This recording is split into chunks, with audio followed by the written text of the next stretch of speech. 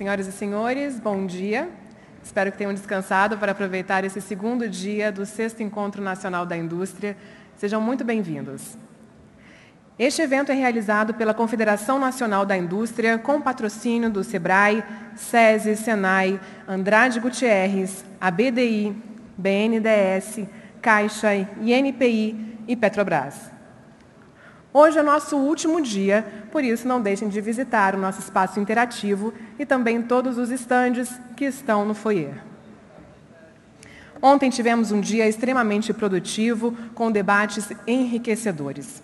No dia de hoje teremos a sessão temática Educação para uma Indústria Competitiva e logo após passaremos a sessão sobre o tema Infraestrutura e o Meio Ambiente, Desafios Institucionais. Para iniciarmos o segundo dia do 6º Encontro Nacional da Indústria, teremos a participação especial do Ministro do Desenvolvimento, Indústria e Comércio Exterior, Fernando Pimentel. Convidamos o ministro a subir ao palco.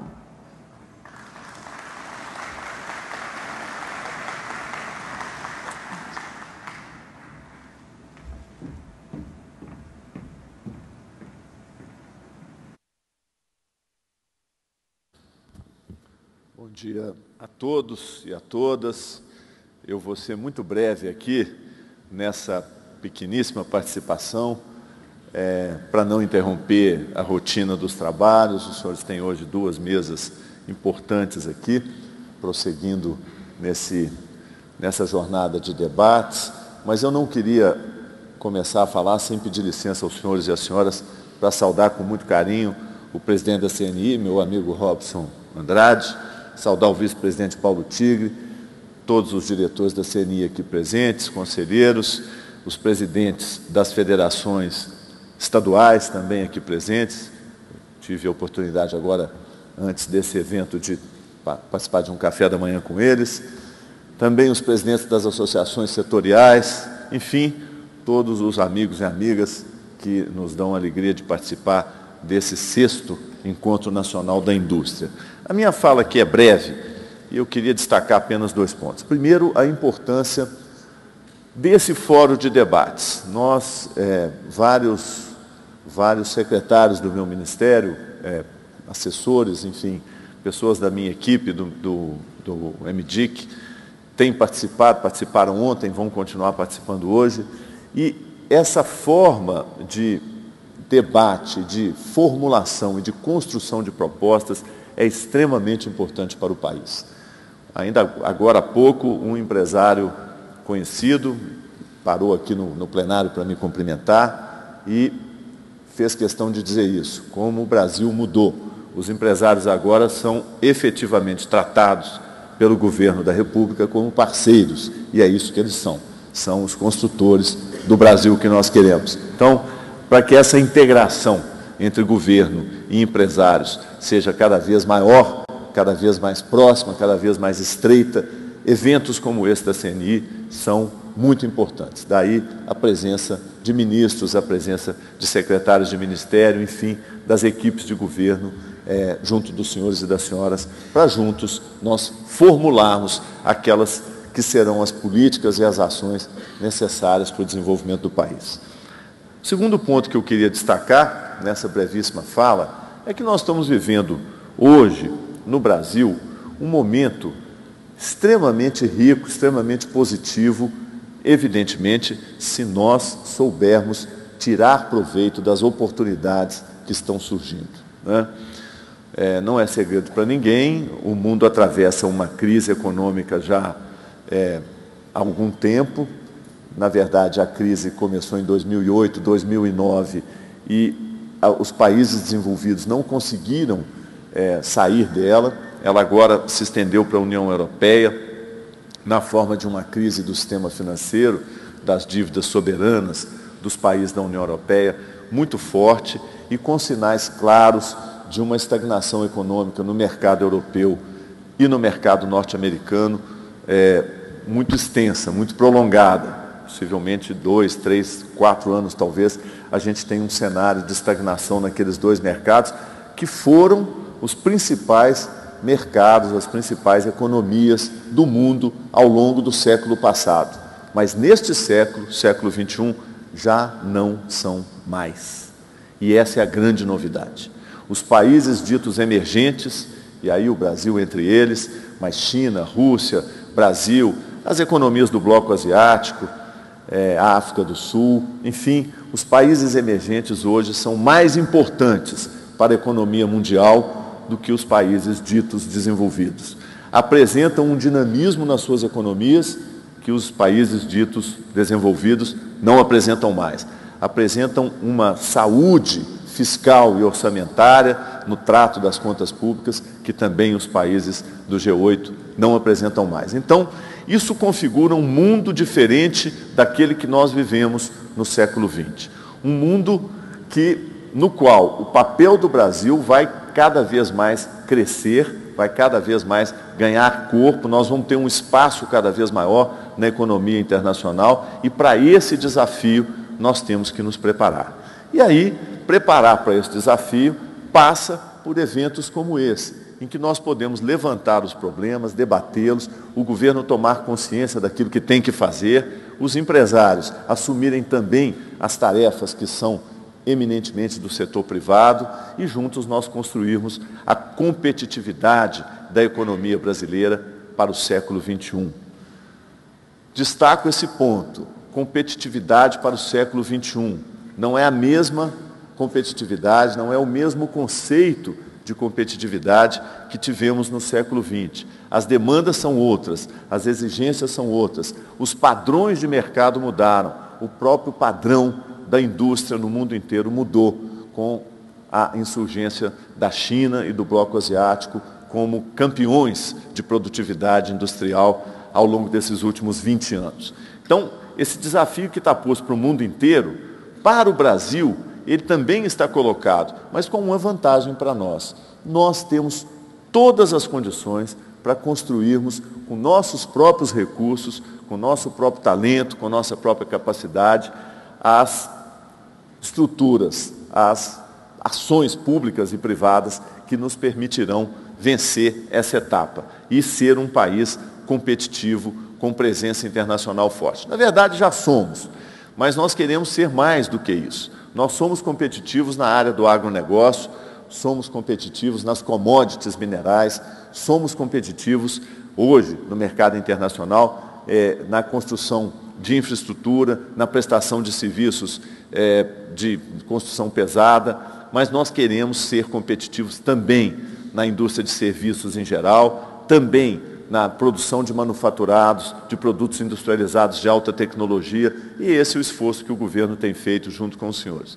Eu não vou me estender muito, não vou falar das medidas de política industrial que o governo já adotou, muitas delas estão sendo objeto de debate aqui, seria exaustivo estar repetindo aquilo que os senhores vão debater, e já debateram nas mesas anteriores, e vão debater nas próximas mesas. De maneira que eu quero apenas deixar aqui uma mensagem de otimismo realista, não um otimismo exagerado, otimismo realista. Eu gosto sempre de mencionar algo que o ministro de Comércio da China, o ministro Chen Deming, disse para mim, há algum tempo atrás, numa reunião lá em Brasília.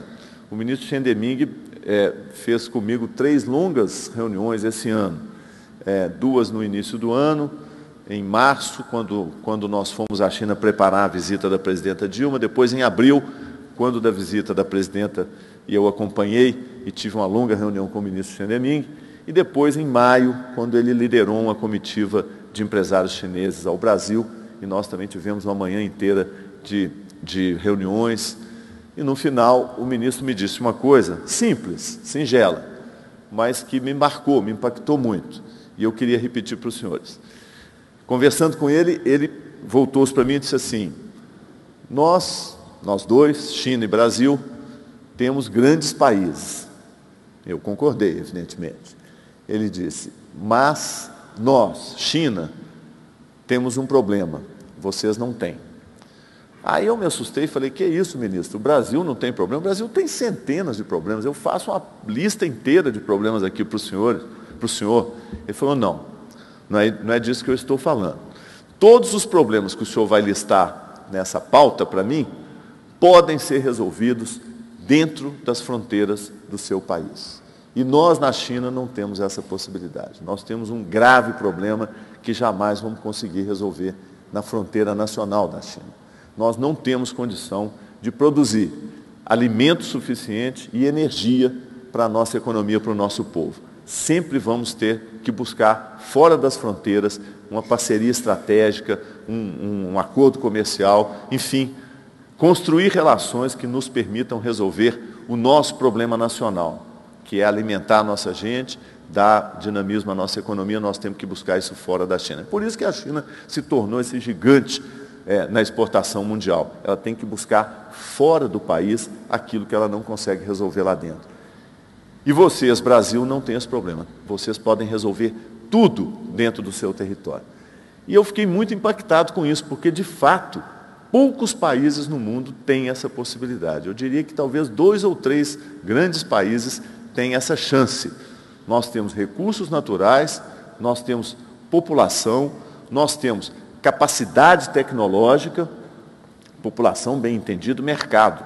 Porque a população brasileira, hoje, crescentemente, está sendo incluída, está se tornando cada vez mais cidadã, está sendo incluída e está tendo acesso aos bens de consumo. Temos capacidade tecnológica, é claro que precisamos desenvolvê-la muito mais, aprofundá-la muito mais, torná-la mais contemporânea, mais próxima das exigências do século XXI, mas a nossa indústria já demonstrou, ao longo da sua história, uma capacidade enorme de criação, um talento enorme para a inovação. Então, temos território e recursos naturais, população bem entendida, mercado interno, capacidade tecnológica já testada e provada, que precisa ser mais desenvolvida. Isso tudo emoldurado por uma das maiores democracias do mundo. Uma democracia sólida, as instituições funcionam, o país tem dado sucessivas demonstrações de maturidade do ponto de vista político, do ponto de vista fiscal, do trato da coisa pública, com um orçamento equilibrado, vencendo ao desafio da inflação. Enfim, eu acho que nós temos hoje todas as condições para tornar o país, nosso país, um dos países líderes do século XXI. Depende de nós, do nosso trabalho, do nosso esforço. Mas, com certeza, não vai faltar nem trabalho, nem esforço do governo e dos empresários brasileiros nessa direção. Por isso, quero saudar com muita alegria e com muita esperança esse fórum e a CNI. Muito obrigado. Desculpe por ter interrompido o trabalho dos senhores na manhã de hoje.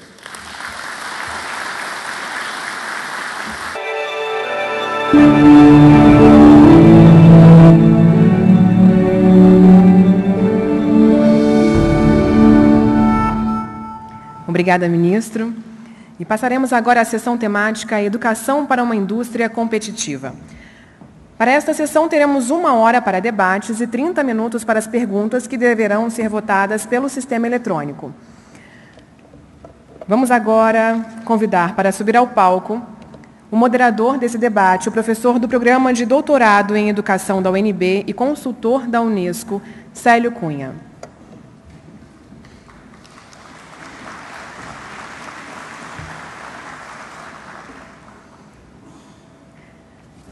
Para fazer parte do debate, o diretor de Educação e Tecnologia da CNI, Rafael Lucchesi. O presidente da Firjan e do Conselho de Educação da CNI, Eduardo Eugênio Gouveia Vieira. O diretor global de RH da Vale, Luciano Ciani Pires. E o presidente da Copenor, Grupo Metanor, João Bezerra.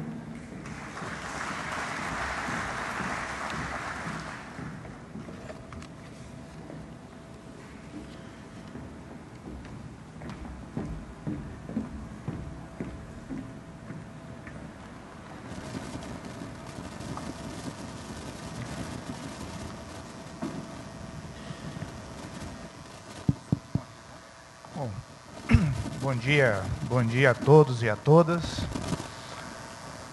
creio que nós vamos iniciar um debate com pessoas experientes, com pessoas que têm uma bagagem reconhecida de conhecimentos na área da educação, na área da educação profissional, né? O diretor de Educação de Tecnologia da CNI, o Rafael Lucchesi, o presidente da Firjan, Eduardo Eugênio Gouveia, diretor global da Vale, Luciano Ciani, e João Bezerra, presidente do Copenor. Durante o debate de 1 hora sobre questões fundamentais da educação profissional, da educação técnica, e o nosso procedimento, a metodologia desse debate, eu farei algumas questões centrais formuladas pelos organizadores desse debate, e nós passaremos, quer dizer, a todos os participantes desse debate, desse painel, pedindo com a recomendação a todos eles para serem assim um máximo de objetividade, porque o nosso tempo disponível não é muito, mas eu creio que vai ser possível nesse debate, com a qualidade dessa mesa, eu acho que nós atingirmos os objetivos previstos para este painel. Certamente, como ainda agora há pouco ressaltou o ministro Pimentel, o Brasil está vivendo uma nova fase, é um país emergente, é um país hoje que está evoluindo em todos os sentidos, está tendo um amadurecimento da sua democracia, da sua liberdade, do seu desenvolvimento. Está dando passos significativos, passos que estão sendo mundialmente reconhecidos. Eu creio que nós estamos, então, vivendo numa fase assim altamente privilegiada. E certamente esse progresso que o Brasil está tendo hoje, a participação da indústria brasileira, a participação dos senhores tem sido fundamental para que o país pudesse atingir esse estágio. Mas nos falta ainda alguma coisa. Apesar dos progressos que nós temos tido na educação e progressos reconhecidos mundialmente pelo próprio PISA, que é aquele programa de avaliação da educação da Comunidade Europeia, apesar desses progressos, a educação brasileira ainda se ressente de problemas de qualidade. E temos um plano para ser aprovado, sendo discutido no Congresso Nacional. E eu creio que esse surgimento do Brasil em escala mundial, ele deverá ter na educação de qualidade para todos, na educação técnica, né? Acho que a sua sustentação. E o que se constata hoje? Constata hoje, então, que esse progresso do Brasil, esse grande progresso que o país vem tendo em vários setores, ao mesmo tempo também nós estamos registrando aí aquilo que já se convencionou chamar de apagão de mão de obra, de carência de profissionais, déficit de qualidade na educação. E certamente este é o objetivo dessa mesa, debater essas questões e tentar lançar para as políticas de educação, para as políticas públicas no Brasil, né, algumas sugestões, alguns caminhos, algumas indicações que poderão ser aproveitadas e poderão também se transformar e evoluir para políticas públicas de educação. Então, a primeira questão que eu gostaria de colocar aos nossos distintos participantes dessa mesa é a seguinte: o Brasil hoje está fazendo grandes investimentos públicos e investimentos privados. Esses investimentos que visam colocar o Brasil num novo patamar de desenvolvimento, visa promover avanços, né? Aí surge então a questão educacional. Então, nessa primeira rodada de perguntas ou de questões que eu coloco para os nossos expositores, para os nossos conferencistas, diante desses investimentos que o Brasil vem fazendo em vários setores, quais seriam as melhores estratégias, os melhores procedimentos, tanto da parte do governo federal, quanto da parte do Sistema S, do setor privado, quais seriam as melhores estratégias para nós atendermos essa demanda que está evoluindo, está surgindo, está crescendo nos vários setores do Brasil. Demanda de mão de obra qualificada, demanda de mais educação, demanda de pessoas mais bem qualificadas, demanda de pessoas capazes de entrarem num processo de inovação. Então eu começaria, inicialmente aqui, à nossa esquerda aqui, com o presidente da Copenor, Dr. João Bezerra. Pedindo sempre o máximo de objetividade para que a gente tenha o máximo proveito dessa mesa. Bom dia a todos. Na verdade é o seguinte, eu acho que eu vou falar sobre a ótica, né, mais da empresa e, obviamente, dar algumas pinceladas olhando as questões que vêm tanto do sistema CNI, né, através do sistema S, e também da questão governamental. Quer dizer, eu acho que o problema está posto, né? O Brasil tem um grande desafio, mas ficar repetindo isso, começar a ficar falando daquela coisa de vamos elaborar estratégias, quando na verdade a gente já sabe qual é o problema que temos que enfrentar.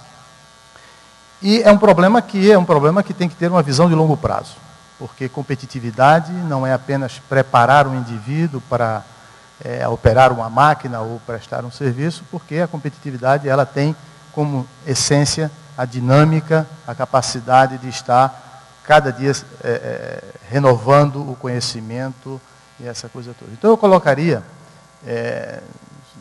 de duas formas. Eu acho que nós temos que fazer um esforço, ou seja, definir o foco. Nós já sabemos qual é o nosso problema, já sabemos efetivamente onde estão os nossos maiores investimentos, os maiores desafios hoje no Brasil, né? E outros virão, mas cada dia com sua agonia, como diria o filósofo, no sentido de nós fazermos um esforço de formação profissional, tomando o cuidado, e aí já com pensamento no futuro, de não dar uma ênfase exagerada à questão do conteúdo apenas. Nós temos que formar pessoas com capacidade de decidir, com capacidade de escolher, né? Então, e acho que nessa direção, a CNI, através principalmente do Senai, né, que, no meu entender, é uma instituição extremamente poderosa, poderosa sob vários aspectos. Poderosa porque tem uma capilaridade, está presente em todo o território nacional, tem, por ser uma instituição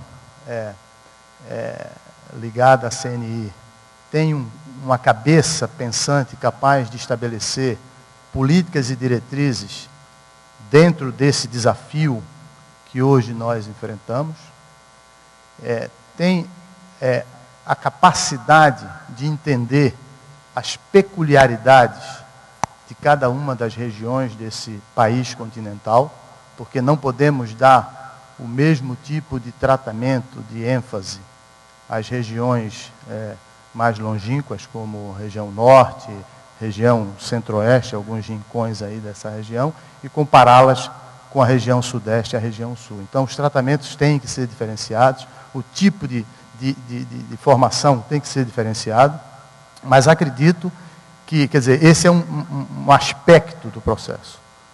Quando eu falo da capacidade de decidir, da capacidade de escolher, da capacidade de criar, para podermos sermos capazes de inovar e assim poder ter competitividade ao longo do tempo, é identificar dentro das instituições, dentro das empresas fundamentalmente, quem são as pessoas, né, que têm essa capacidade de identificação de quais são os reais recursos necessários para a competitividade e serem também capazes de multiplicar.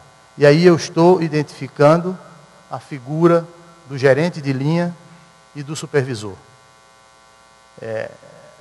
a nossa experiência mostra que quando nós investimos adequadamente nessas pessoas, dando a elas uma visão mais ampla de quais são os objetivos estratégicos da empresa, essas pessoas, elas efetivamente são pessoas transformadoras e são pessoas capazes de identificar e selecionar as equipes e a necessidade de formação dessas equipes. Então, acho que o Senai tem um papel fundamental no sentido de se aproximar mais da indústria para, juntos, indústria e sistema Senai, e sistema CNI, poder, então, atacar esse desafio de uma forma pragmática. Sem, contudo, esquecer a necessidade da revisão, e aí a questão mais governamental, do modelo educacional que nós temos. Que, novamente, e aí eu não sei, a palavra que me está vindo agora à mente, é um modelo arcaico,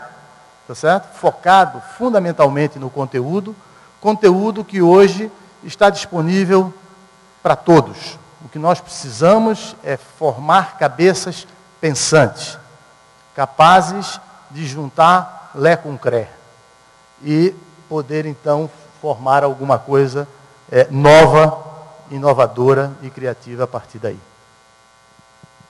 Doutor João Bezerra, eu acho que foi uma resposta, acho que bastante inovadora. E antes de passar a palavra para o doutor Eduardo Eugênio, eu lembraria o seguinte: essa crise econômica que nós estamos vivendo hoje em escala mundial, ainda recentemente um grande economista de Chicago lembrava que uma parte da crise americana passou também por sua crise da educação. Então, com a palavra, doutor Eugênio. Bom dia a todos. Eu queria pegar uma carona no que o Bezerra falou, e para dizer aqui que nós fizemos recentemente uma pesquisa junto a 607 empresas no Rio de Janeiro, de todo o Brasil, a partir do Rio, mas empresas em todo o país, para saber justamente quais são os problemas que aquelas empresas encontram em seus trabalhadores. E 3 dificuldades, uma das quais que você mencionou, foram claras na constatação. A necessidade dos trabalhadores interpretar dados, resolver problemas e capacidade de agir face ao imprevisto. Bem, isso vem muito da educação básica. Eu diria que o problema brasileiro, que nós estamos agora colhendo as dificuldades no Brasil crescendo, vem da fraqueza da educação básica, que melhorou muito nos últimos anos em termos de acesso à educação básica. Mas o Brasil não dá muita ênfase no requisito de matemática. Matemática é o pilar para o pensamento, pela lógica e para esses predicados que essa pequena pesquisa apontou. Outro ponto que você levantou, Célio, a questão das grandes empresas. O que nós estamos fazendo no Rio? Nós estamos levando para as grandes indústrias que se implantam estruturas nossas, construídas pelos empresários, para a qualificação de mão de obra. Eu uso sempre o exemplo da Peugeot Citroën, que agora já anunciou ontem a duplicação da fábrica. Essa fábrica foi construída há 10 anos ou 12 anos atrás. O PDG da Peugeot Citroën, em certa ocasião, com a visita do presidente Lula às instalações, disse que a equipe de funcionários, trabalhadores da Peugeot Citroën no sul fluminense era a melhor equipe da rede de fabricação da Peugeot Citroën do mundo, graças ao Senai. Foi por isso que a Thyssen e a CSA, investimento de 6 bilhões de dólares, nos contratou para fazer a mesma coisa.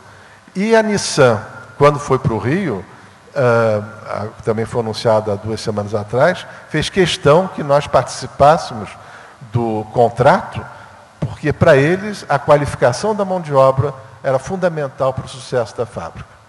Então acho que rapidamente eu comentei os 2 pontos que você levantou. Sem dúvida, Eugênio. Acho que foi também uma resposta, acho que bastante também inovadora, acho que apropriada, acho que lança ideias oportunas. E eu passo a palavra agora, acho que para o Dr. Rafael Lucchesi, que dirige um dos mais importantes órgãos da educação brasileira, que é o Senai. E o Senai tem uma tradição de inovação.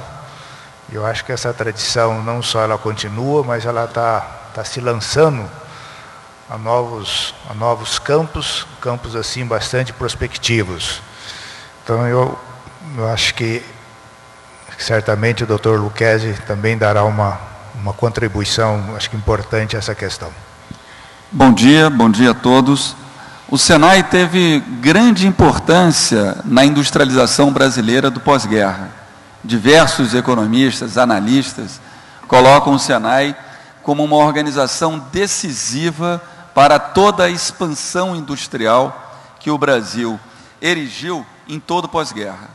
No entanto, nós estamos vendo desde ontem, nas falas dos conferencistas, destacadamente o ministro Aloysio Mercadante ontem e hoje o ministro Fernando Pimentel, dos novos desafios que se colocam ao Brasil na sua inserção produtiva, na sua competitividade internacional e que certamente recolocam novos desafios para o Senai.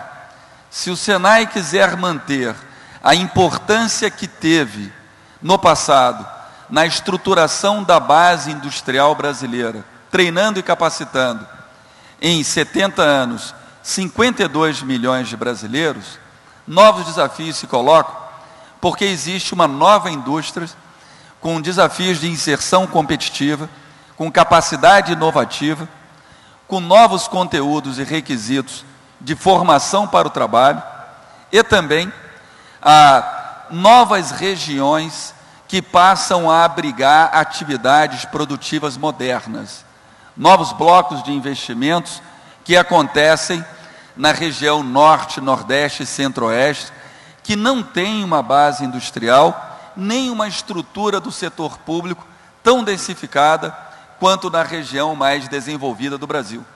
Isso coloca para o Senai um conjunto de novos desafios de reestruturação para o século XXI. O Senai tem que estar mais próximo da indústria, esse é o grande desafio que o presidente Robson nos fez e que é acompanhado de todos os presidentes de federação.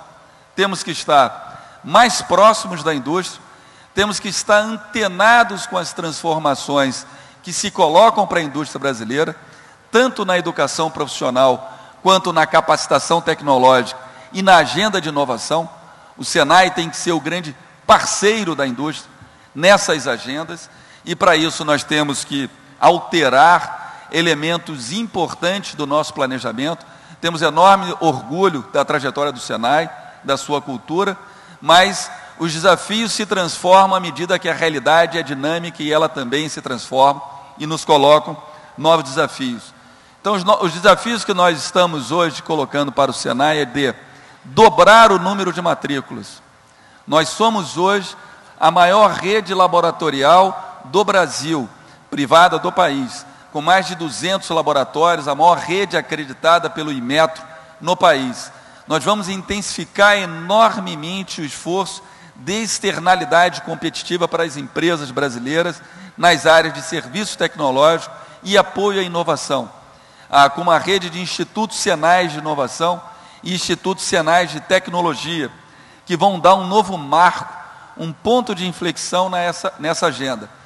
E estamos sendo parceiros, e aí o presidente Robson é um grande interlocutor, tanto do Ministério da Educação, quanto do Ministério de Ciência e Tecnologia, o Ministério de Desenvolvimento, Indústria e Comércio Exterior, em algumas agendas que são fulcrais para o Brasil e que têm no Senai um parceiro importante, e no SESI também, um parceiro importante nessas agendas, que são agendas da educação profissional. Nós temos um problema na matriz educacional brasileira, nós temos 6 milhões de estudantes universitários no Brasil, 9 milhões no ensino médio, dos quais apenas 1 milhão é do ensino médio técnico. Isso é muito ruim, porque o Brasil tem um sistema educacional que não prepara a juventude para o trabalho, para a inserção competitiva.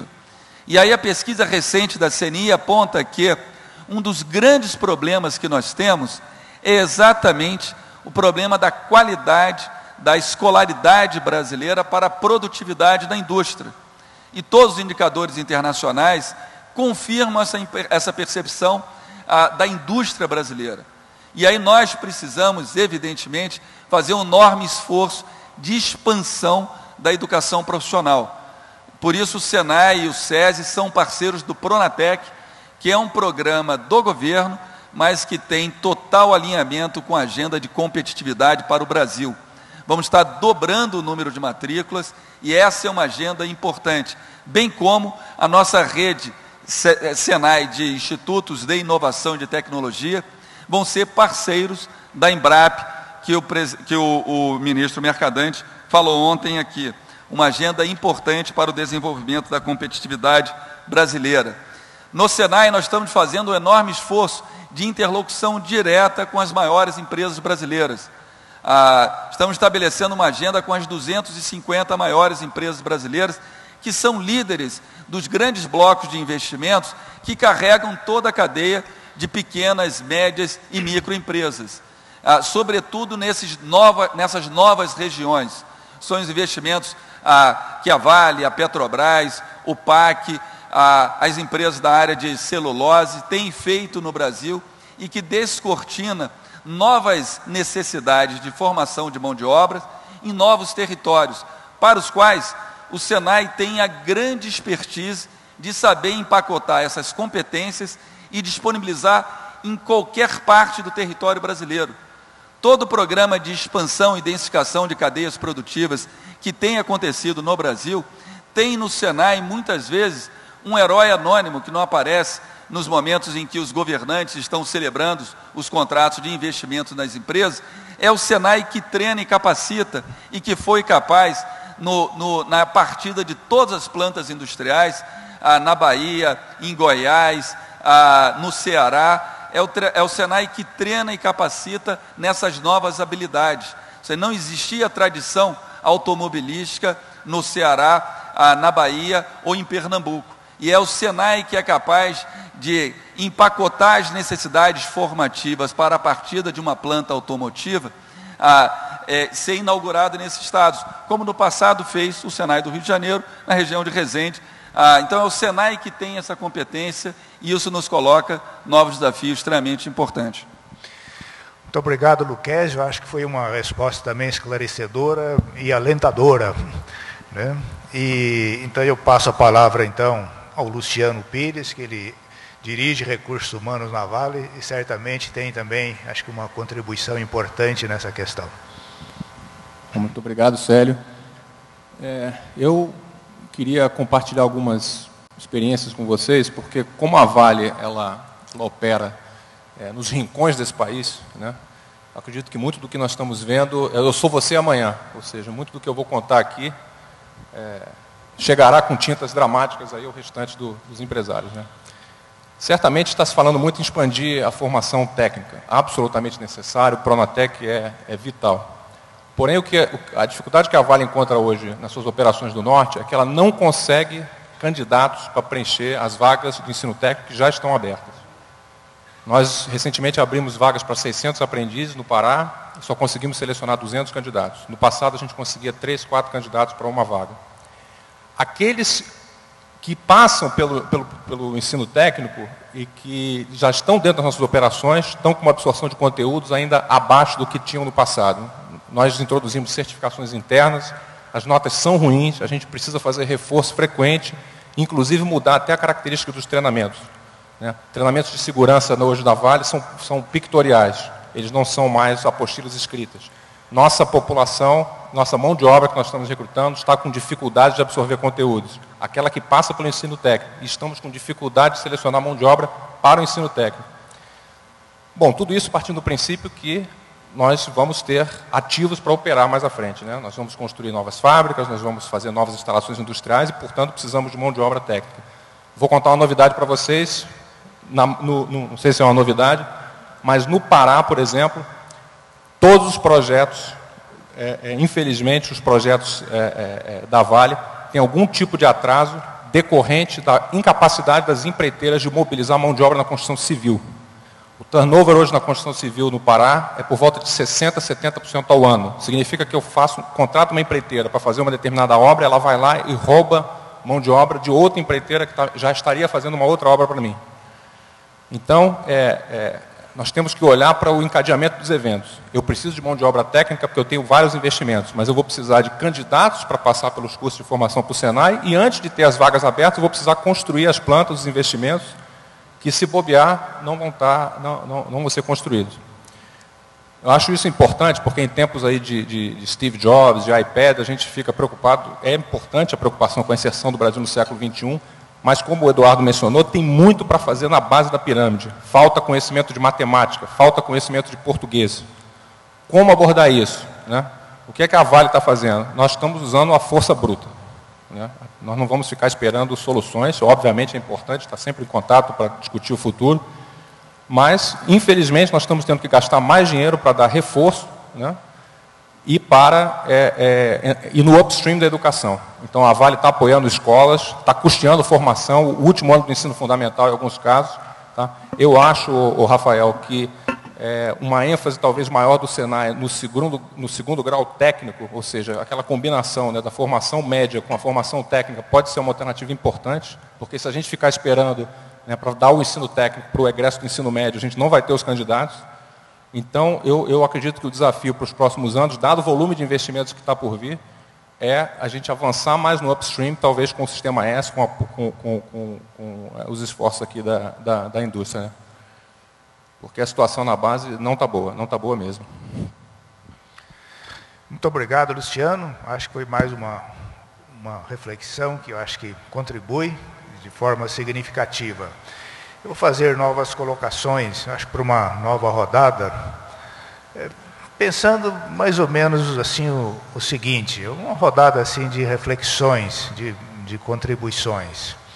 Quer dizer, há anos e anos que a educação brasileira vem sendo avaliada em plano nacional, em plano internacional, e as avaliações são sempre negativas. Apesar do progresso que nós fizemos nos últimos anos, reconhecido pelo PISA, mesmo entre os países que compõem a pesquisa do PISA, o Brasil ainda aparece em 53º lugar, né? O Dr. Eugênio falou da questão da matemática, o nosso ensino de ciências é muito deficitário, né? O Bezerra falou da cidadania, de pessoas mais criativas. O Lucchesi fez contribuições importantes do que o Senai está fazendo, acho que o Luciano. O que está faltando à sociedade brasileira hoje, ao Brasil, para que essa educação nossa, ela seja simultaneamente uma educação que contribua com o aumento da produtividade, contribua para aqueles desafios, aquelas dificuldades que os empresários enfrentam no seu cotidiano, na falta de mão de obra qualificada, na carência de profissionais, na carência de engenheiros, na carência de tecnólogos, na insuficiência de formação em ciências, muitas vezes na necessidade de pessoas mais criativas, pessoas com a visão, com a capacidade mais geral, com a capacidade de raciocínio, né? Nós estamos discutindo aí um plano nacional de educação. O Senai, SESI possuem uma liderança histórica de inovação.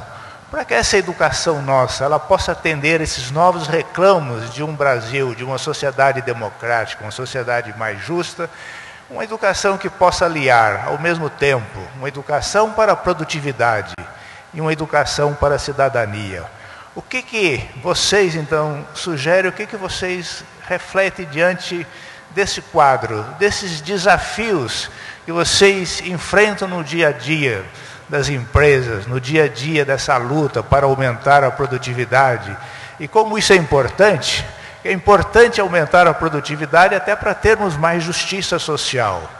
Como que nós podemos, então, inovar nessa educação brasileira para que ela seja uma educação mais inovadora e contribua mais significativamente com o dia a dia dos empresários, dos industriais brasileiros. Então eu devolveria novamente a palavra, começando aqui novamente com João Bezerra. Eu dei azar de ser o primeiro nessa pergunta, porque é uma pergunta muito difícil. Mas, obviamente, que o objetivo aqui é a gente fazer algumas reflexões e utilizar aí um pouco da nossa experiência, né? Eu sou engenheiro de formação e, num determinado período da minha vida, eu fui convidado para desenvolver um projeto específico na área de recursos humanos. Então, eu virei um engenheiro humano, né? E foi um período pequeno, porque era justamente um projeto onde a empresa apostava na minha capacidade para formar o que a gente chamava dos executivos do futuro da nossa empresa. E se estruturou toda uma modelagem para identificar os talentos. E isso aconteceu e depois, obviamente, disse, bom, já que a gente pensou dos high flies, vamos pensar agora para baixo como é que a gente, dentro da realidade brasileira, né, uma empresa que está aí em vários locais, como é que a gente consegue capturar as pessoas mais bem qualificadas ou ajudar essas pessoas a se qualificarem. E o caminho que nós elegemos foi novamente, primeiro um trabalho junto ao Senai, no sentido de buscar as especialidades que nós queríamos e incentivar, e vários acordos com o Senai. E o segundo era, até porque a estrutura do Senai é uma estrutura naquela ocasião, uma estrutura de oferta de programas de treinamento, mas nós sabíamos que nós tínhamos um potencial também para ajudar, tanto na educação básica, né, que é fundamental, é básica, o nome está dizendo, como também na questão do aperfeiçoamento técnico com programas internos.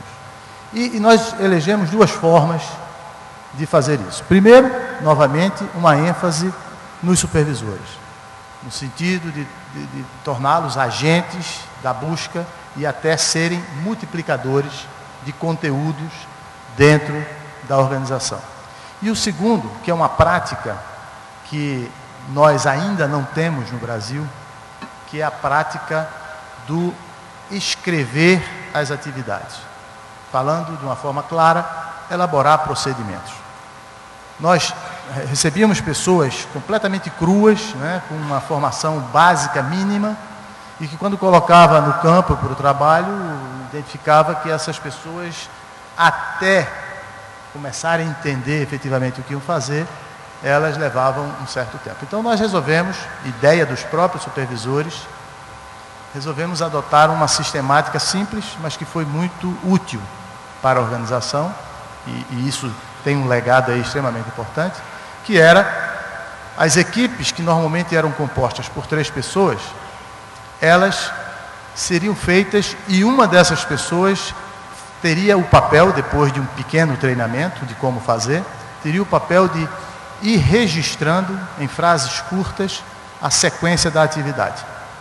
E esse processo se dava de forma rotativa, de que no dia seguinte o segundo elemento fazia, no terceiro dia o elemento fazia, de tal forma que a gente tem um processo permanente de atualização de como aquela tarefa se faz, onde a partir daí surgem oportunidades de melhoria e etc. Então, eu acho que a gente tem, isso é só um exemplo para mostrar que nós podemos fazer muito dentro das nossas organizações, de uma maneira relativamente simples, obviamente que aumenta um pouco o custo, porque tudo isso reduz aí um pouco a produtividade num primeiro momento, mas depois ela vem e aumenta porque você tem não somente o material de treinamento interno para as atividades específicas, bem como o aumento da produtividade no sentido de facilitar o processo de fazer.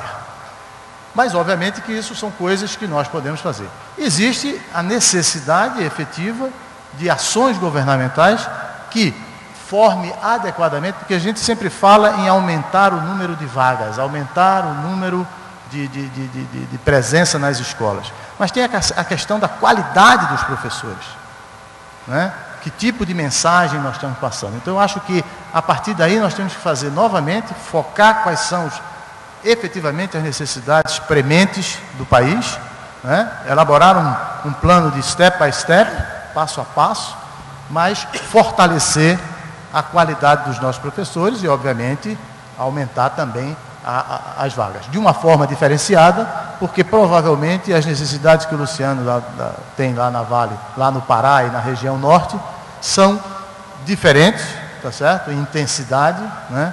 Das que nós temos aqui na região sudeste, na região sul, e tratar de uma forma diferenciada. Muito obrigado, João Bezerra. Acho que também foi mais uma resposta esclarecedora. E antes de passar a palavra para o doutor Eugênio, eu acrescentaria essa questão também, se os participantes quiserem também tocar, levantar a questão, o Pronatec, esse grande programa lançado pela nossa presidente, a Dilma Rousseff. E a questão que eu formulo é o seguinte, né? Tem capacidade o Brasil, nós estamos preparados para atender essa meta de treinar mais de 8 milhões de pessoas, né? Nós teremos capacidade, por exemplo, aproveitando a vinda aqui ontem do ministro Mercadante, de incorporar na educação técnica, ou seja, os novos progressos da ciência e da tecnologia. Nós temos professores para isso, né? E o que nós precisamos fazer também? Doutor Eugênio. Bom, essa mesa devia durar 1 hora e muito mais que 1 hora, porque nós estamos falando aqui coisas vitais para o desenvolvimento nacional. Pegando aqui um pouco, rapidamente, o que o Luciano falou, não pode existir o Senai trabalhando sem uma integração com o SESI, porque o SESI entra com a educação continuada básica para permitir que as pessoas sejam qualificadas. Nós já começamos isso no Rio há mais de 10 anos. Hoje, no Rio, a nossa estrutura do SESI-Senai está absolutamente há anos consolidada, consideradamente integrados. Isso é fundamental. Isso, nós tivemos um ganho excepcional. Falando sobre a questão da construção civil, nós temos uma parceria histórica com o Cidescom no Rio de Janeiro, que tem tido um sucesso enorme na qualificação desses trabalhadores, digamos, na base da pirâmide. Agora eu queria falar sobre tecnologia. Qual é a nossa crença? E eu convido a todos para participarem de um seminário que vai haver dia 3 e 4 agora, semana que vem, chamado Conecta, onde vão ter 3.000 pessoas, todos os nossos professores da rede SESI-Senai do Rio, professores da rede pública, professores da rede particular, do Brasil todo, para se discutir justamente como colocar as novas tecnologias no ensino, a partir de 3 pilares, que a tecnologia é um meio e não um fim na educação, que a metodologia de ensino deve estruturar o uso da tecnologia e não na educação e não o conteúdo, não exatamente, não o contrário, e a aprendizagem não restringe-se ao espaço e tempo escolares, ocorre evidentemente a qualquer lugar. Então vamos discutir lá como melhorar o ensino através das novas tecnologias, trazendo todos os agentes, todos os atores, inclusive pessoas do mundo todo. Para isso, nós elencamos os melhores centros de educação básica do mundo. E fomos a Finlândia, a Coreia, a Singapura, com um benchmark. E estamos trazendo isso para nós. Bem,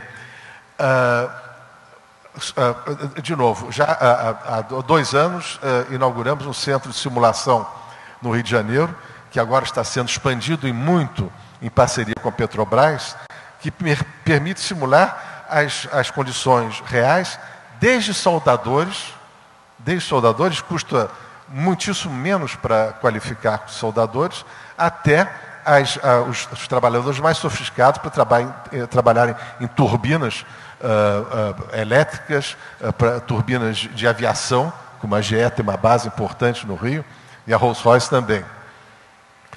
É um avanço gigantesco. Bem, e estamos discutindo como entrar com a robótica no ensino. Isso aí tudo é um ensino para o século XXI, como falava o ministro hoje. Agora eu quero dar um pequeno exemplo da parte social que o Célio levantou. 2 minutinhos eu falo sobre essa parte. Nós estamos envolvidíssimos com as UPPs, com suas unidades pacificadas no Rio de Janeiro, onde nós estamos ajudando o poder público a levar a cidadania àquelas comunidades. Bem, então nós fazemos reforço escolar, nós fazemos esportes para as crianças e qualificação profissional, em 2 formas. Ou através das nossas carretas absolutamente modernas para ficar nas fraldas das comunidades, para ensinar soldadores, panificadores, calçadistas, pessoas que trabalham no ramo calçadista ou confecções, ou levamos para as nossas escolas. Aí tem um exemplo que eu acho que é muito simbólico, uma determinada comunidade chamada Providência, onde nós fizemos uma pesquisa que a garotada lá queria ser soldador. Para quem não sabe, o salário inicial do soldador são R$3.000. Essas pessoas trabalhavam como ajudante de copeiro, uma outra como vendendo quentinha, e outros vindo do tráfico e querendo ser gente. E eles não tinham tempo para estudar, não tinham hora para estudar. Então, companheiros nossos do Senai se voluntariaram a trabalhar de noite. Então, nós abrimos o Corujão, que é uma turma de meia-noite às 4h da manhã, que bombou. As pessoas entraram, trabalharam de madrugada e se formaram, tiveram o certificado Senai, estão trabalhando hoje em empresas de engenharia ganhando R$3.000. Então, nós abrimos depois o Galho da Madrugada das 4h da manhã às 8h da noite. Então, aquela escola de centro de solda na Tijuca, no Rio de Janeiro, funciona hoje a 24 horas por dia, evidentemente atendendo essa demanda gigantesca do crescimento do Brasil e do Rio. Muito obrigado, Eugênio. Eu acho que mais uma resposta, acho que oportuna. E eu passo então a palavra ao Lucchesi. Bom, na semana passada, o SESI, em parceria com o Canal Futura, exibiu um programa em que nós documentamos as experiências dos países mais bem-sucedidos no teste do PISA.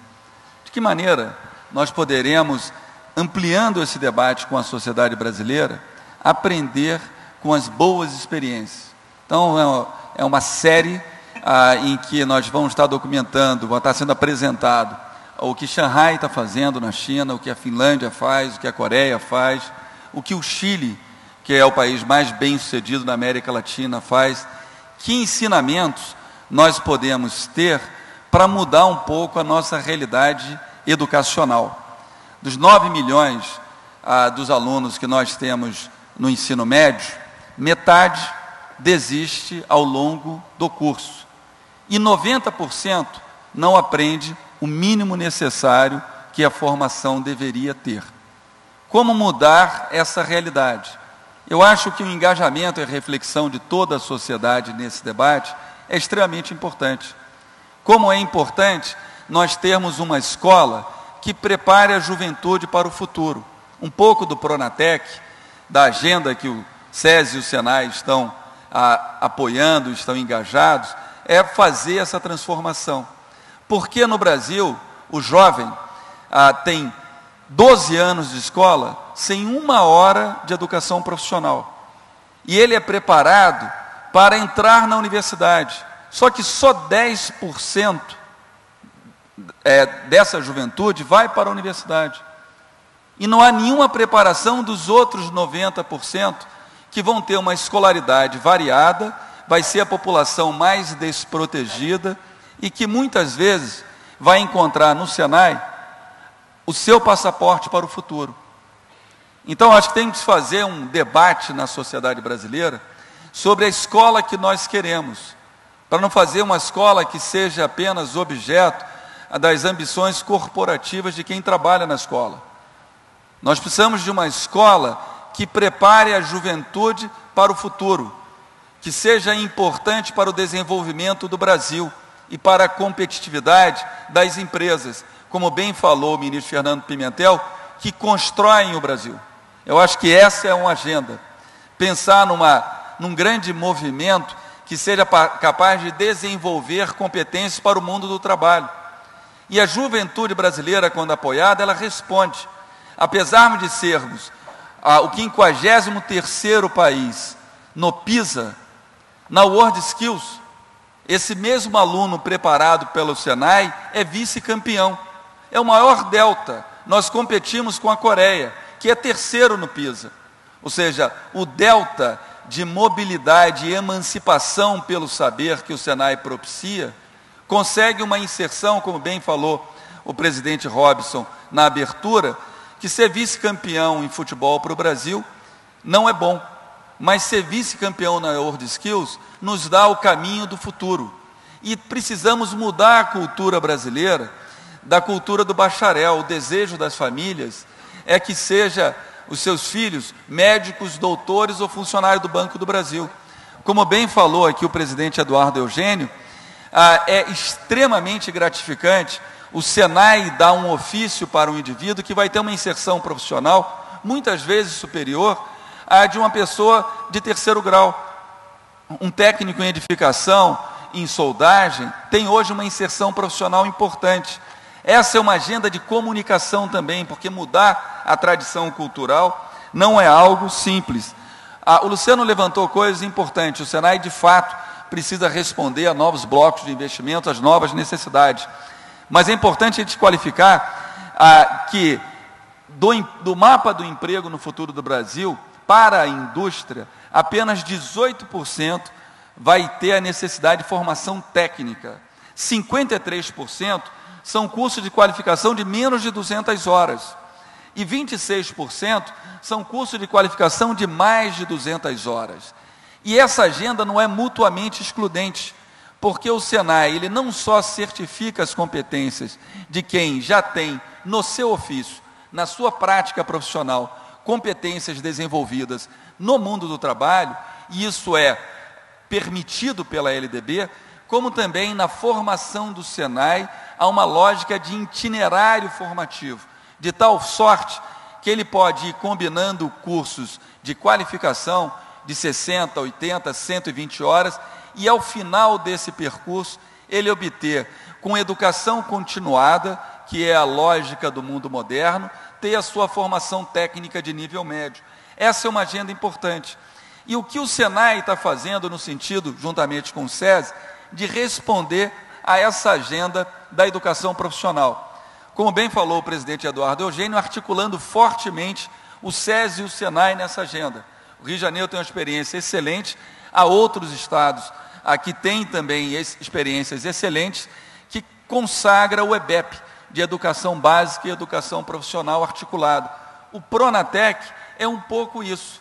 O Pronatec é o nosso EBEP com a escola pública, em que no contraturno o estudante de ensino médio do segundo e do terceiro ano vai ter educação profissional, vai ter exatamente um link que vai dar para ele maior entusiasmo na sua relação com a escola, porque ele vai ter instrumentos que estarão preparando ele para a vida. E o Senai está programando um programa de investimentos para o qual nós estamos tomando um financiamento no BNDES de 1,5 bilhão de reais.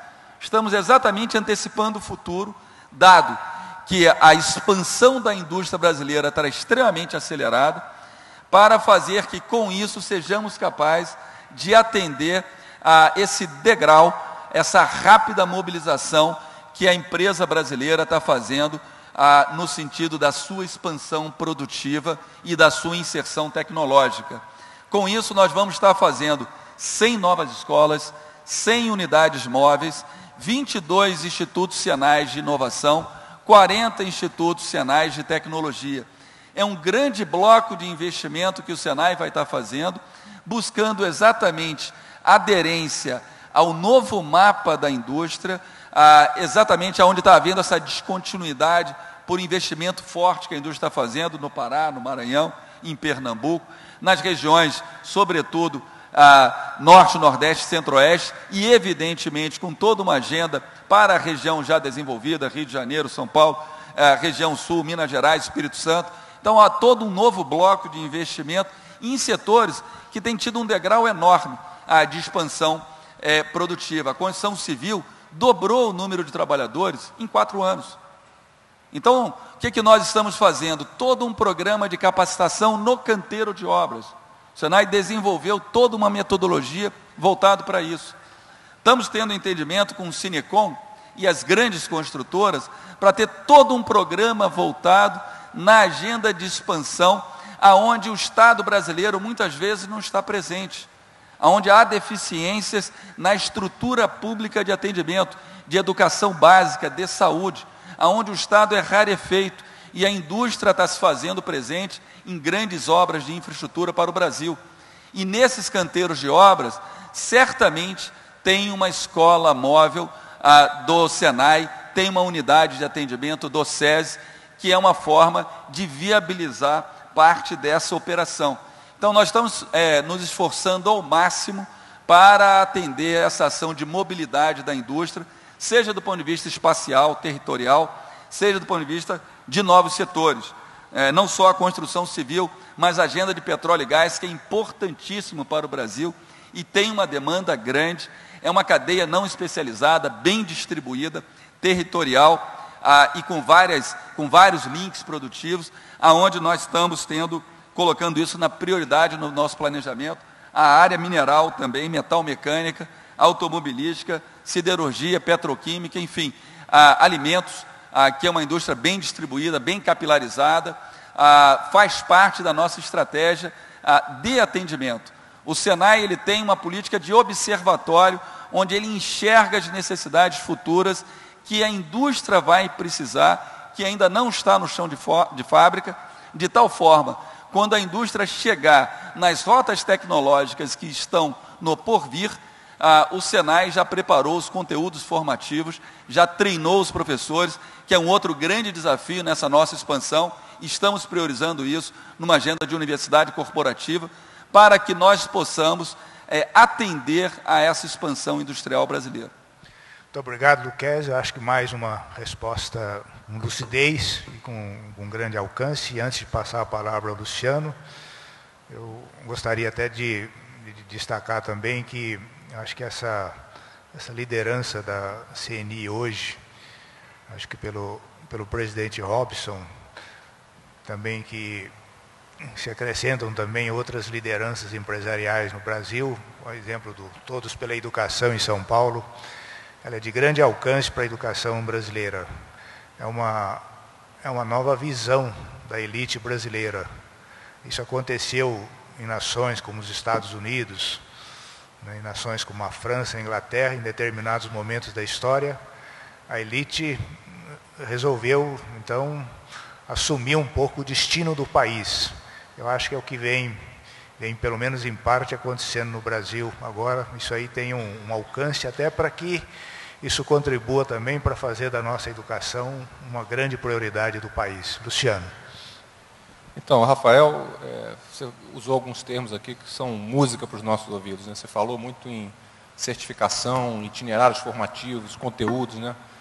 A abordagem de educação que a Vale usa internamente, eu acredito que pode, não tenho a menor dúvida que pode ser aplicada em qualquer contexto, é essa. É muito fácil você desperdiçar dinheiro com educação. Então você precisa saber, primeiro, o que você precisa. Definir claramente as competências. Segundo, o que você nomeou como itinerários formativos. Quais são os treinamentos necessários para adquirir essas competências.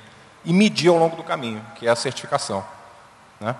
Então, quanto mais você medir a qualidade da educação em pontos intermediários, ao longo do ensino fundamental, final do ensino fundamental, final do ensino médio, você tem uma noção mais clara do que você está conseguindo atingir em cada etapa do processo.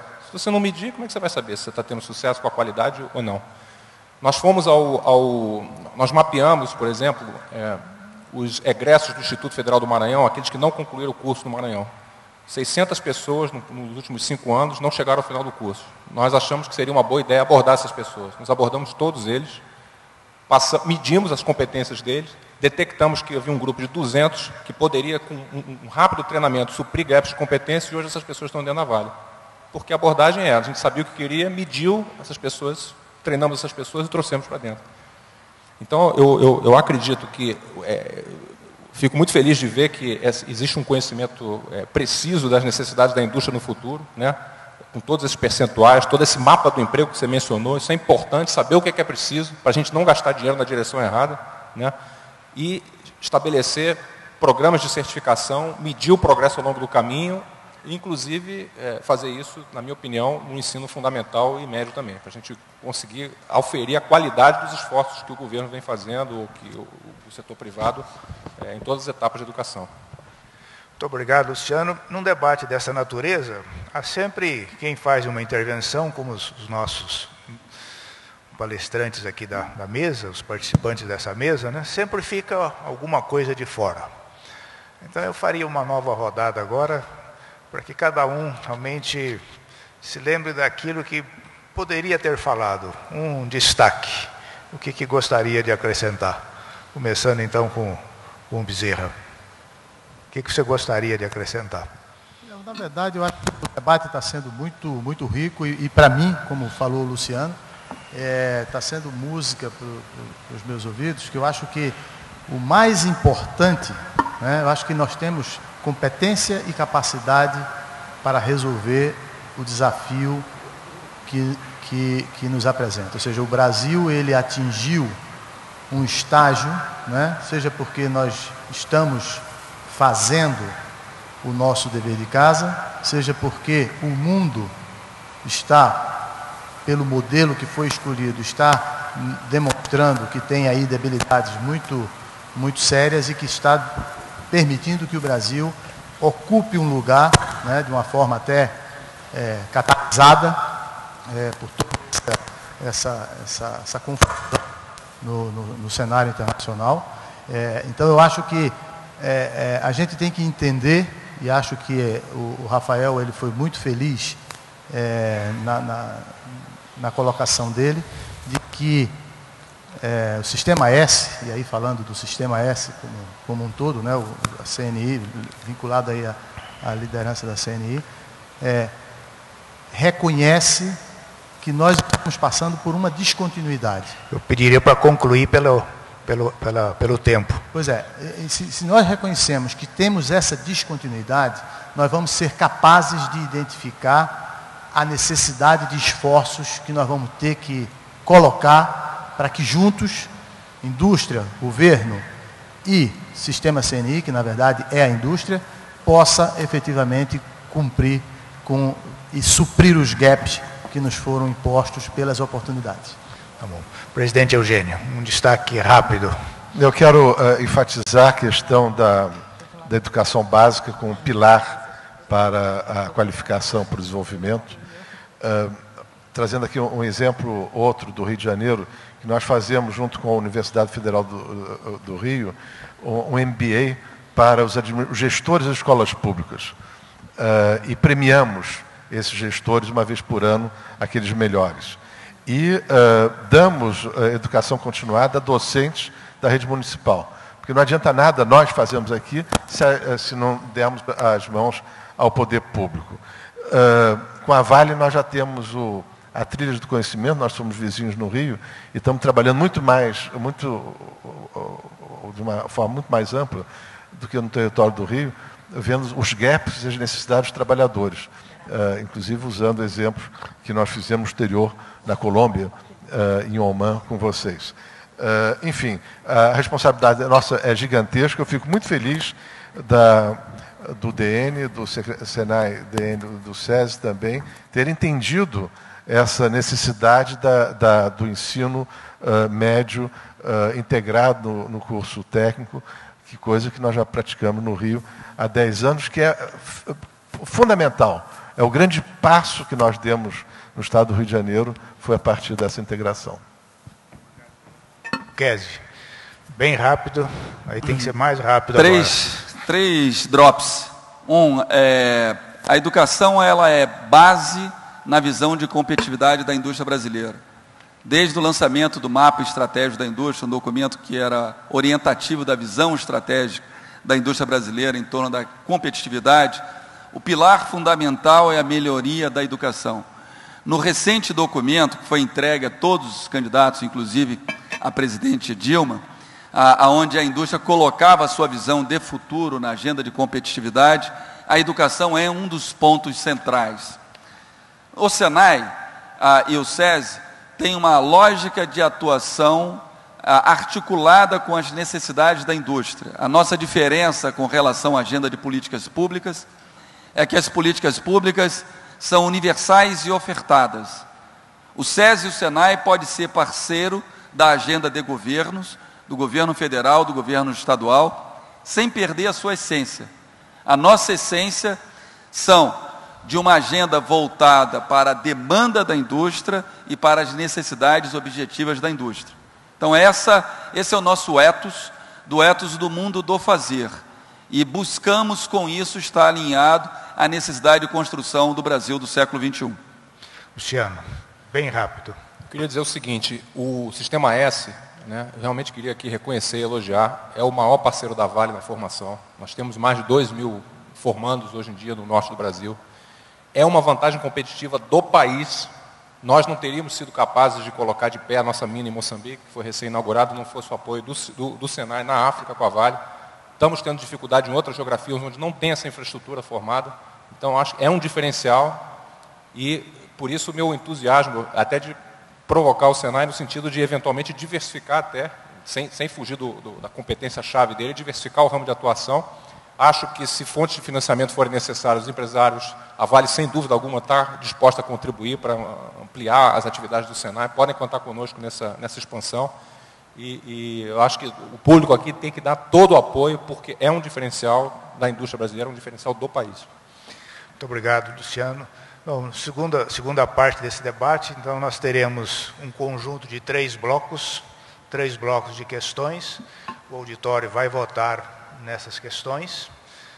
As questões, a questão mais votada de cada bloco, então será passada aos nossos participantes, para que eles possam, de forma objetiva também, acho que oferecer as suas respostas, as suas reflexões, os seus comentários. Esses 3 blocos são o seguinte, fazendo a leitura deles. Primeiro bloco, e vai aparecer isso no telão, vocês vão eleger qual é a pergunta que vocês querem do primeiro bloco, que os nossos participantes aqui da mesa respondam.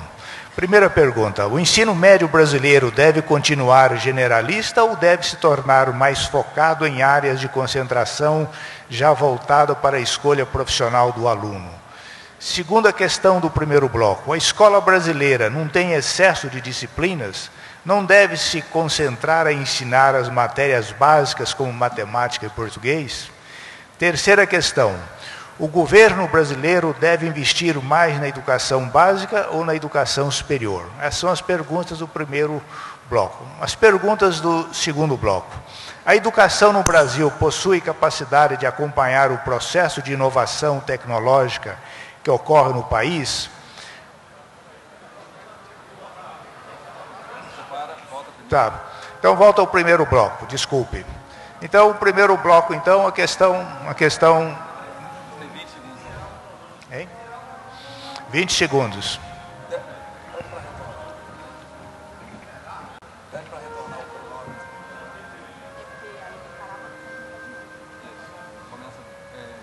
Professor, vamos fazer de novo.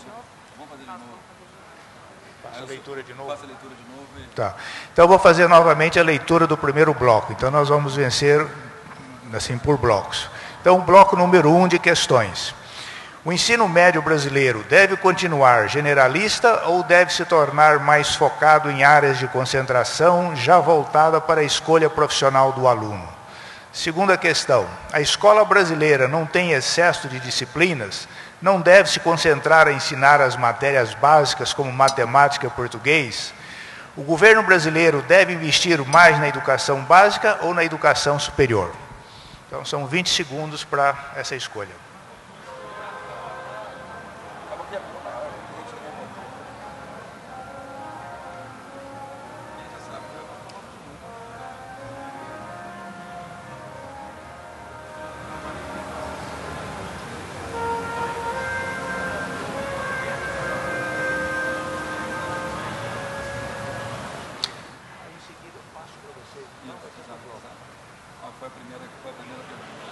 Bom, primeira pergunta então foi escolhida, então imediatamente então eu passo a palavra ao Bezerra, pedindo então assim como são 3 blocos,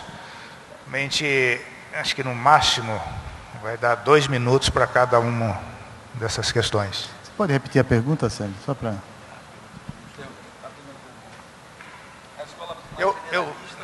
Eu repito aqui. Já capturei. Já deu tempo. Sem dúvida que eu acho que o momento que o país está vivendo, nós temos que focar. Eu acho que nós temos que ter uma escola voltada para a realidade e para o momento que nós estamos vivendo. Obviamente que na medida em que o aluno vai progredindo na grade e no avanço de nível, né, da sua formação, outros conteúdos podem ser aplicados. Eu faço uma ressalva da seguinte colocação. O conteúdo, de uma maneira geral, hoje, com as tecnologias, com a internet, com as redes sociais, o conteúdo está disponível para as pessoas. O que a escola tem que fazer é efetivamente focar naquilo que efetivamente é a necessidade do país. Presidente Eugênio. Eu acho que, inclusive, a primeira pergunta tem muito a ver com a segunda. Os alunos precisam focar em matemática, precisam focar na sua língua e em ciências, e o resto ser matérias eletivas. Isso existe em Singapura, por exemplo, que uma nossa equipe foi a semana passada lá.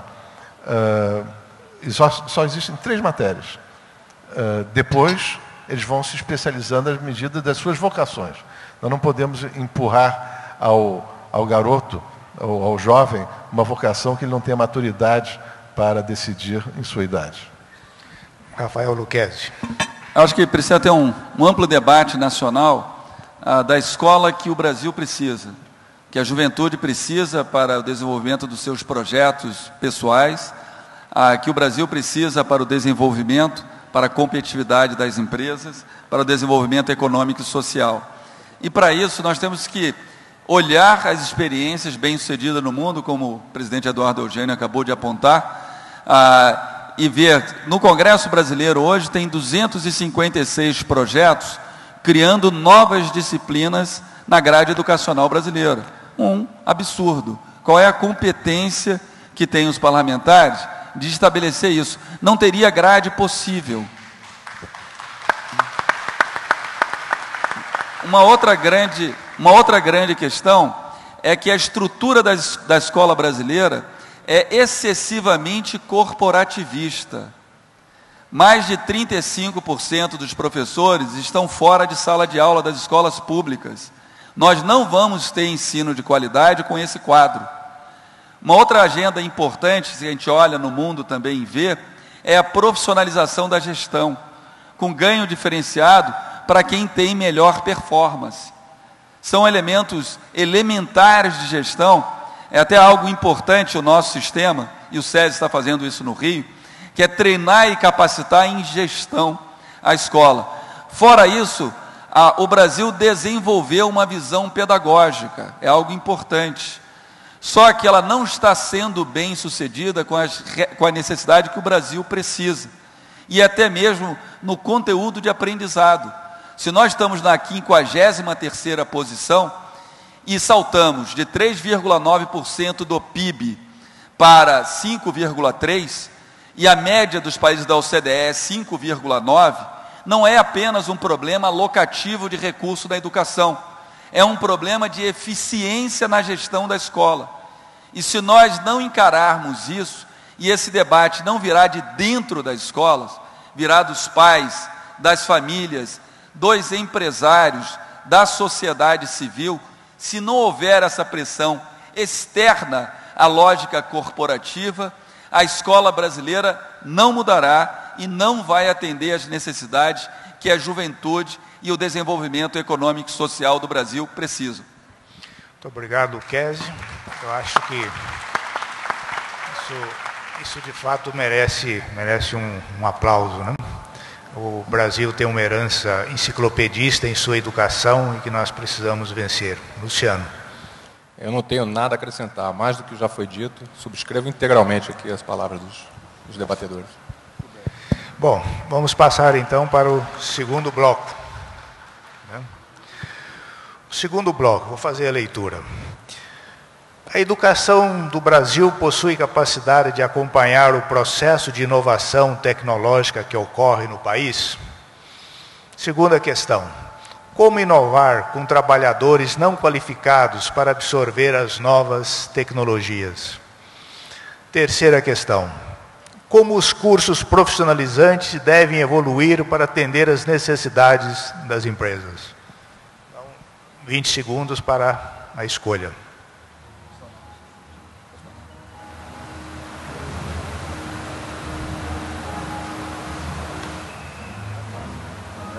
Deixa eu dar uma olhada.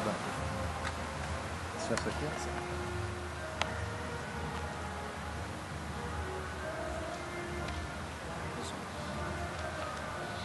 Qual que venceu? Terceira questão, então, foi a questão eleita. Como os cursos profissionalizantes devem evoluir para atender às necessidades das empresas? Bezerra. Eu acho que a primeira coisa, acho que o Lucchesi já enfatizou aí, ele até comentava aqui, quebrando um pouco o protocolo com o Eduardo, dizendo que o Lucchesi está assumindo uma responsabilidade, obviamente o Senai, o CNI, no sentido de fazer essa aproximação, né? Eu acho que tem duas vertentes. A vertente que nós já colocamos aqui, respondendo a primeira pergunta, que tem a ver com a formação básica mais objetiva, né? Ter uma grade mais objetiva, não vamos inventar a roda, vamos copiar aí alguns modelos já existentes de êxito, de sucesso, adequando à nossa realidade. E a aproximação do sistema SESI-SENAI, no sentido de aproximar-se das empresas. Nós temos no Brasil algumas ilhas de excelência nessa questão de tecnologia, de pesquisa, né? Podemos citar aqui a Vale, podemos citar algumas empresas como a própria Petrobras, enfim, temos ilhas de excelência, mas acho que o papel, novamente, do Senai, no sentido de aproximar-se cada vez mais das empresas, com a sua capilaridade, respeitando as peculiaridades regionais, identificar e transformar isso em realidade. Presidente Eugênio. O curso, vou voltar lá de novo ao curso fundamental. O curso fundamental deve estimular a criatividade. E nós, o Instituto Técnico, traz a inovação, porque senão nós estamos pagando demais.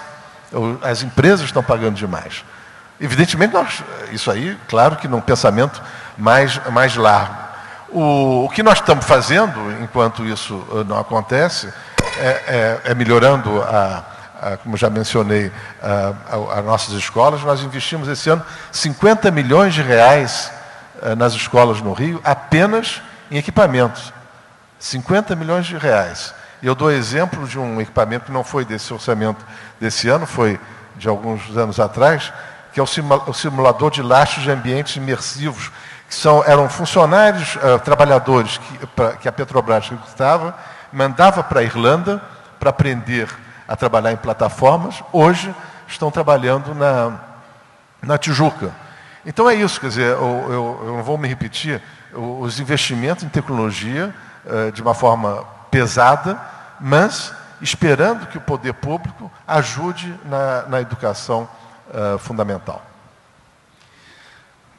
Rafael Lucchesi. O que a literatura mundial, os grandes especialistas, a OIT, a Unesco, que é até uma entidade de governos, e a OCDE dizem com relação à educação profissional? Há um consenso de que os governos não sabem fazer educação profissional. Isso não é um problema da escola brasileira. Essa é uma reflexão mundial. Nós temos um problema adicional, porque nós não somos de uma base de uma sociedade protestante, onde a ética do trabalho é mais forte. E a escola brasileira, propedêutica, é uma escola dissociada da lógica do mundo empreendedor. Como fazer isso? Temos alguns caminhos. O Pronatec, ele abre um link interessante, não é uma solução única, de pegar uma organização que tem um extremo foco no mundo do trabalho e nas necessidades da indústria e fazer uma certa mesclagem com o aluno de educação de nível médio. Poderíamos pensar num pacote didático, pedagógico, desenvolvido pelo SESI e o SENAI, à distância, semipresencial, que desse maior formação do mundo do trabalho no conteúdo da educação de nível médio. A LDB prevê isso, até 25% do total do percurso formativo. Você poderia fazer dessa forma. Estamos iniciando uma conversa com o MEC nessa direção. Eu acho que isso instrumentalizaria muito mais a juventude, usaria as competências desenvolvidas no mundo do trabalho, do Sistema S, particularmente do SESI e do SENAI, disponibilizaríamos esse conteúdo para um número muito maior de alunos do que nós temos dentro das nossas escolas, criando algo que vai ser melhor para a formação desses indivíduos, seja para o mundo do trabalho, seja para gerar trabalho, seja para quando chegar à formação profissional do SENAI. Então, acho que a gente tem que criar um grande movimento no Brasil, a partir do Todos pela Educação, da CNI, do SESI, do SENAI, de todos mais, de criar um grande movimento de desenvolvimento de competências para o trabalho. É essa escola que o Brasil precisa. Sem dúvida, Lucchesi, é uma grande proposta, uma proposta que vale ser debatida em escala nacional, e o SENAI, com essa proposta, ele passa a ampliar o seu exercício de ser um instigador da inovação na educação brasileira. Luciano. Então, como eu mencionei algumas vezes, eu acho que a integração com o ensino médio é uma questão-chave, merece ser aprofundada. No que diz respeito ao ensino técnico em si, as queixas quanto a conteúdos pedagógicos não existem. Acho que o SENAI trabalha muito bem, nos atende perfeitamente. Uma coisa que a gente está tentando fazer, às vezes, é equipar um pouco mais as instalações, né? O investimento em laboratórios, ele é um investimento pesado e muitas vezes as empresas podem colaborar, às vezes, com aquela máquina que está sendo descomissionada, uma bomba que você não usa mais. Tem muita oportunidade de ajudar a equipar mais as instalações para permitir aulas práticas de maior qualidade, né? A gente vem fazendo isso com vocês lá no Norte.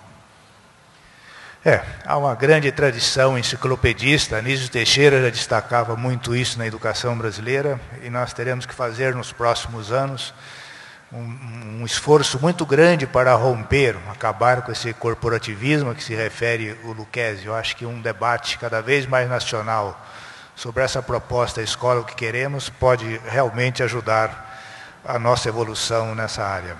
O terceiro bloco de questões é um bloco também, acho que muito interessante. Eu vou proceder à leitura para que vocês possam fazer a escolha. Primeira questão: como o Pronatec contribuirá para acabar com a falta de trabalhadores qualificados? Segunda questão: o que o SENAI está fazendo para acabar com a falta de trabalhadores qualificados? Terceira questão: o que as empresas devem fazer para resolver o problema da falta de trabalhadores qualificados? Então, 20 segundos para que o auditório, então, possa fazer a sua escolha.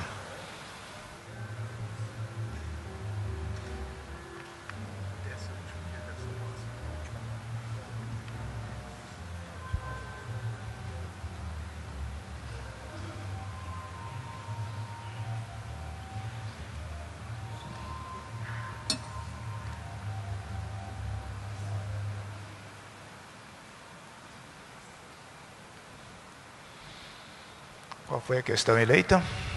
A terceira. Que as empresas... Então, a terceira questão eleita, o que as empresas devem e podem fazer para resolver o problema da falta de trabalhadores qualificados? Seguindo a mesma ordem, então, João Bezerra. Bom, no curtíssimo prazo, é fazer programas internos de qualificação, tá certo? Fazer cursos, ou seja, a questão da padronização, ela facilita muito nessa passagem de conhecimento de pessoas que chegam, de pessoas sem qualificação. Então, no primeiro momento, é isso. Uma segunda ação também imediata é incentivar e apoiar a escola que está no entorno de influência daquela empresa, no sentido de até apoiar, seja com recursos, seja com capital humano, para poder servirem como professores nessas escolas, para passar informação, seja com capital no sentido de orientar a adequada alocação dos recursos para aquilo que é a necessidade local. E na visão de longo prazo é fazer a pressão e fazer os movimentos junto ao governo federal para que a gente possa cumprir aquela agenda que nós mencionamos aqui anteriormente, que é de ter um ensino fundamental adequado para esse propósito. Muito obrigado. Só um lembrete, né, que os participantes eles podem também fazer perguntas por escrito em ficha, que serão endereçadas depois aos participantes dessa mesa e as respostas encaminhadas posteriormente. Essa também faz parte do regulamento do evento. Presidente Eugênio. Eu responderia de uma forma mais direta. As empresas, por favor, se afiliem aos sindicatos e com isso vocês podem ter acesso ao Senai, que é a obrigação do Senai atender a todas as empresas afiliadas aos sindicatos no Brasil todo. Como é a nossa última intervenção, eu queria finalizar lendo uma linha de uma declaração, que é preciso ter ética e responsabilidade com relação ao direito da criança, e eu acrescento ao jovem, à qualidade do ensino. Aspas, professor Célio Cunha. Parabéns por sua declaração. Muito obrigado. Muito obrigado. Eu acho que quando se fala em qualidade, a palavra qualidade supõe também, ela é indissociável da palavra ética, né? Lucchesi. Bom, acho que o presidente Eduardo Eugênio deu a pista do caminho. A empresa brasileira, ela investe em média 3 a 5% do seu faturamento com formação dos seus profissionais, dos seus colaboradores, além já de manter o nosso sistema. O grande desafio que nós temos é atender a toda a demanda da indústria brasileira. O grande desafio que o presidente Robson e todos os presidentes de federação fazem ao sistema Senai e ao SESI é atender plena e satisfatoriamente a demanda da indústria brasileira, porque é a produtividade do trabalhador um item essencial de competitividade. É a capacidade de construção de maior valor agregado da competência da formação profissional, que é o principal item da agenda de inovação da empresa brasileira, e que terá no Senai, com o apoio do SESI, a sua agenda determinante. Então, o que nós assumimos como compromisso nessa agenda do que as empresas brasileiras podem fazer é continuar na sua agenda de esforço de capacitação, ser parceira do Senai, como claramente o Luciano e o João colocaram essa predisposição, esse é o espírito da empresa brasileira, para que juntos, e em total aderência aos planos de expansão, à estratégia de futuro, o Senai e o SESI possam prestar a sua missão, que é avançar na competitividade da indústria brasileira. Muito obrigado, Lucchesi. Luciano. O nosso modelo com o ensino técnico é muito claro. Nós normalmente investimos em instalações e equipamentos e disponibilizamos para o Senai e para o Instituto Federal operarem, né? Nós construímos um centro de educação profissional na região ali de Santa Cruz, para a CSA, nós estamos ampliando o nosso centro de educação profissional no Itaquibacanga, no Maranhão, gastando agora 7 milhões, equipando com laboratórios. Então, a gente procura atuar em parceria com o Senai, contribuindo naquilo que é possível para expandir ao máximo a capacidade. A questão que vem nos afligindo há algum tempo é como a empresa pode contribuir no ensino fundamental e médio, né? Nós inauguramos uma escola modelo em parceria com o Pitágoras, que está atendendo a 160 alunos no Pará, que pega os alunos a partir do último ano do ensino fundamental. Sabemos que essa não é a solução, a empresa provê educação, universalizar a educação, mas sentimos que precisávamos fazer até para aprender um pouco do que funciona, do que não funciona. Não temos conclusões ainda. O que estamos fazendo também é, do ponto de vista a partir de doações, tentando identificar quais são as melhores escolas que estão no entorno das nossas operações e apoiar com requalificação de professores, com equipamentos, com reformas, né? Então, é um trabalho de formiguinha. Se me perguntarem, existe uma estratégia já bem consolidada e definida para o que a Vale deveria fazer, por exemplo, para resolver o problema do ensino médio, né? Que são aqueles que vão alimentar o sistema Senai no norte e no nordeste do Brasil? Nós ainda não conseguimos encontrar essa resposta. Estamos fazendo um portfólio de iniciativas para ver o que funciona melhor. Obrigado, Luciano. Eu acho que estamos, então, chegando ao final do nosso debate, vencendo, então, o terceiro bloco de questões. Eu acho que, por último, então, acho que resta agradecer, acho que, primeiramente, acho que aos participantes, vocês que estão nessa plateia, pela atenção, né, que prestada a esse debate, uma atenção assim que permeou todo o evento, todo o painel. Então, realmente, vocês estão de parabéns. Acho que cumprimentar os nossos painelistas. Cumprimentar, acho que o Dr. Rafael Lucchesi por suas intervenções bastante oportunas. O presidente Eduardo Eugênio Gouveia Vieira, o presidente da Firjan, por suas colocações sempre extremamente ponderadas, maduras. O Luciano Ciani, diretor global do setor de recursos humanos da Vale, por colocações também lúcidas, oportunas. João Bezerra, presidente da Copenor, realmente que também por colocações, por intervenções de alcance. Eu creio que foi um debate rico, debate que ocorreu num clima democrático, um clima assim de livre confronto de ideias, de reflexões de grande alcance. Eu acho que cumprimentar a CNI também por essa liderança, porque isso é importante para o nosso país. Aquilo que Lucchesi propõe, debater a escola que nós queremos, nós não podemos deixar a nossa escola ser corporativa. Nós temos que reunir as escolas e pensar juntamente a escola que nós queremos. Essa escola é uma escola nossa, é uma escola do Brasil. Qual é a melhor escola para o Brasil? E o trabalho, na tradição da civilização ocidental, é aquilo que realiza o ser humano, né? Veja a alegria de um jovem quando pela primeira vez ele recebe um salário do seu trabalho, fruto de uma formação profissional bem feita, né? Então nós temos que debater. Esse é o Brasil que nós estamos construindo. Eu acho que esse debate de hoje reflete.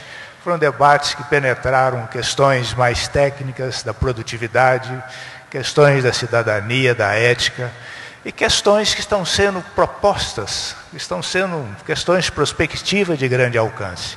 Então, nesse sentido, encerrando esse debate, a minha proposta é que acho que é um debate que merece um aplauso de todos nós, para vocês e para os nossos palestrantes.